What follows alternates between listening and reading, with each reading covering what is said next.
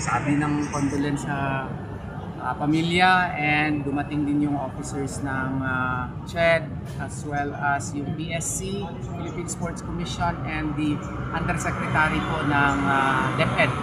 And nagpaabot din sila ng kanilang suporta na pinansyal, pero hindi pa nadala, pero I think tomorrow ipadala. And I think tomorrow night, the cadaver will be transported to Davao, and then we proceed to Agusan del Sur in Calacaugon para doon po ipagpatuloy po yung services po sa Namatay. Attorney, may nakausap na po kayo sa mga officials ng Ateneo de Manila?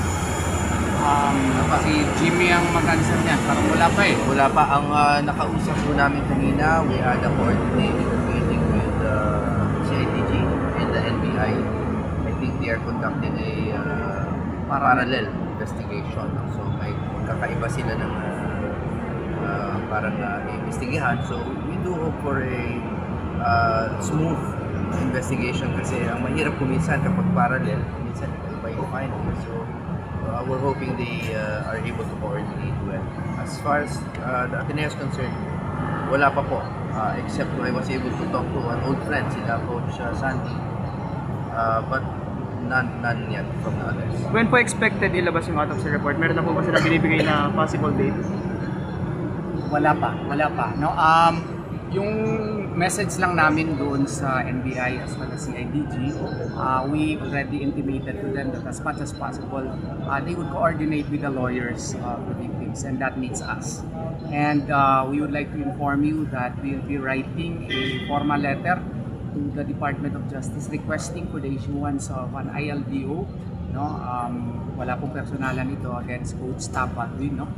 So that in the meantime that there is an investigation, para naman po hindi siya makauwi kung saan mag-uwi, dito muna siya sa Pilipinas. Wala po kaming sinasabi na meron siyang liability po dito. Para lamang po magtuloy-tuloy po yung investigasyon, magre-request kami sa Department of Justice na may immigration lookout bulletin order muna sa kanya. Yun po ang ipapadala namin yan ngayong gabi or tomorrow morning, and I hope and pray that the DOJ will act on it, no, through the Bureau of Immigration. Sir, what were gathered by the CIDG and NBI lang today? What happened po, sir? Yung mga details nun, wala pa kaming alam. No? We are also conducting our own independent investigation on the matter which we cannot disclose, but of course we welcome the investigation being conducted by the NBI as well as the CIDG on the matter. Yung request lang namin na sana makipag-coordinate din sa amin.